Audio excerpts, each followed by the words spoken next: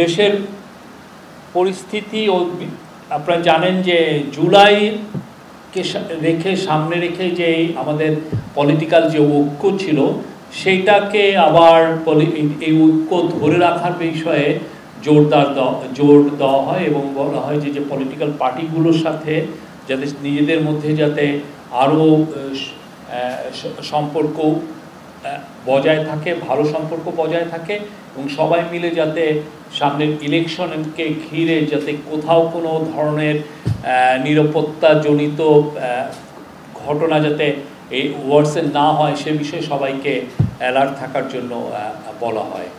Political পার্টিগুলোর সাথে এই বিষয়ে আরও তাদের মধ্যে নিবিড় সম্পর্ক গড়ে তোলার ব্যাপারে ইমফেসাস দেওয়া হয়। প্রধান উপদেষ্টা বৈঠকে সিদ্ধান্ত হয়েছে ঝটিকা মিছিল সহ বেআইনি সমাবেশের বিষয়ে মনিটরিং জোরদার করতে হবে। এর নেপথ্যে যারা সক্রিয় রয়েছেন তাদের বিরুদ্ধে কঠোর আইনি ব্যবস্থা নেওয়া হবে। প্রধান উপদেষ্টা বলেছেন যে আসন্ন দুর্গাপূজায় অস্থিতিশীল পরিস্থিতি সৃষ্টি করতে নানা রকম ষড়যন্ত্রমূলক চেষ্টা হতে পারে।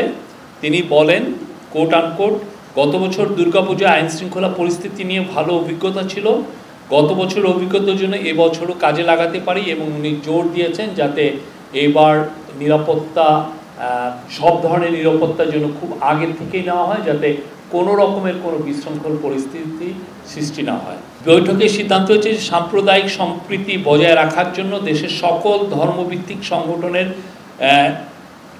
সাথে বৈঠকের জন্য ধর্ম মন্ত্রণালয়কে নির্দেশ দেওয়া হয়েছে। ধর্ম অ্যাডভাইজার অতি শীঘ্রই বিভিন্ন গ্রুপের সাথে কথা বলবেন।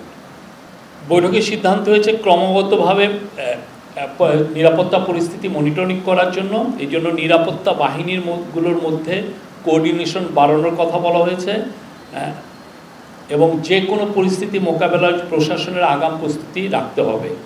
এর পাশাপাশি ডাকসু নির্বাচন যাতে শান্তিপূর্ণ ও উৎসবমুখর পরিবেশে হয় সেই জন্য বিশ্ববিদ্যালয়ের প্রশাসনকে সর্বাত্মক সহযোগিতা প্রদানের নির্দেশ দিয়েছেন প্রধান উপদেষ্টা। বৈঠকে আলোচনায় আসে যে পতিত পরাজিত ফ্যাসিবাদী শক্তি যখনই দেশ দেখছে যে দেশ নির্বাচনের দিকে এগিয়ে যাচ্ছে এবং এই জুলাইয়ের হত্যাযজ্ঞের সাথে জড়িতদের বিচার প্রক্রিয়া দ্রুত এগোচ্ছে, ততই তারা ডেসপারেট এবং বেপরোয়া হয়ে পড়ছে। এর ফলে তারা দেশের সার্বিক শান্তি শৃঙ্খলা বিনষ্ট করার জন্য, গণতান্ত্রিক অগ্রযাত্রাকে ব্যাহত করার জন্য সকল শক্তি নিয়ে মাঠে নামছে। এটা এখন আইন শৃঙ্খলা পরিস্থিতি নয়, এটা একটা জাতীয় নিরাপত্তা ইস্যু হয়ে দাঁড়িয়েছে। বৈঠকে বলা হয় যে দেশের সার্বিক নিরাপত্তার সাথে কাউকে ন্যূনতম ছাড় দেওয়া হবে না। সরকার মনে করে দেশের স্বার্থে জনগণের সাথে সকল পলিটিক্যাল পার্টির ঐক্যবদ্ধ থাকা প্রয়োজন। আমরা চেষ্টা করছি এবং আজকের মিটিংয়েও বলা হয়েছে যে নির্বাচন যে করেই হোক ফেব্রুয়ারির প্রথমার্ধের মধ্যে নির্বাচন হবে। পৃথিবীর কোনো শক্তি নাই এই নির্বাচনকে ঠেকাতে পারে। নির্বাচন হবে এবং সে বিষয়ে পুরো যত ধরনের প্রস্তুতি লাগে সেই প্রস্তুতিগুলো নেওয়া হচ্ছে।